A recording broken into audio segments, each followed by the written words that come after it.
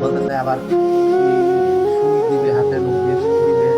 আচ্ছা, আসলে কি ঐরকম? না এর মধ্যে কোনো কিছু লুকানো আছে? হ্যাঁ, সুন্দর কথা বলছেন। এগুলি তো জ্ঞানের কথা, এগুলি তো নিয়ে আলোচনা করা যায়।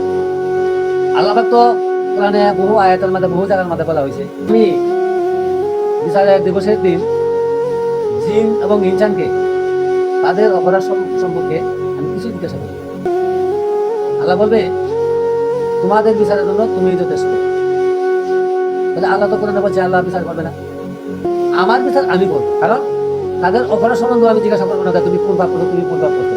কারণ তোমাদের বিচারের জন্য তুমি যথেষ্ট। আল্লাহ বলবে তোমাদের বিচারের জন্য তুমি যথেষ্ট। কারণ যে পাপ করছে, হে যে জীবনে কি করছে, সেই জানে। যে হে বয়স হওয়ার পর থেকে হে মরণ পর্যন্ত কি পাপ তুই করছে, আর কারো কাছে জিজ্ঞাসা করবে না। হ্যাঁ, তো জিজ্ঞাসা করা হবে যে তুই বলো, তো নিজেকে নিজে আলু কানুন কোনো জায়গা নাই। আর আল্লাহ যদি তার বিচার করে, তাহলে তো 10টা পাপ করতে না করবে, একটা গোপন করে দেবো। তোমার লাগবে দ্বন্দ্ব। এই জন্য আল্লাহ হলো মহৎ, সর্বশ্রেষ্ঠ জ্ঞানী।